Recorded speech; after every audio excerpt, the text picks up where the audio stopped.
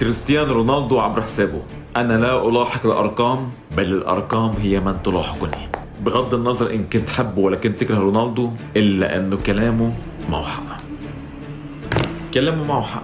بس طلعوا قدامكم وشوفوا إحصائياته هذا الموسم. لاعب بعمر 39 سنة، 39 سنة أصبح أول لاعب بتاريخ الدوري السعودي بسجل 35 هدف بموسم واحد، كسر الرقم. وأصبح أكثر لاعب وأول لاعب بسجل ب4 دوريات مختلفة. وأصبح أول لاعب في تاريخ الدوري السعودي يصل إلى 46 مساهمة بموسم واحد، وصار معه 70 مساهمة بكل الموسم، إن كان بالدوري ولا كأس ملك ولا أي بطولة تانية. و7 أهداف فقط ليكسر رقم جديد ويصبح معه 900 هدف بمسيرته الكروية. 900 هدف.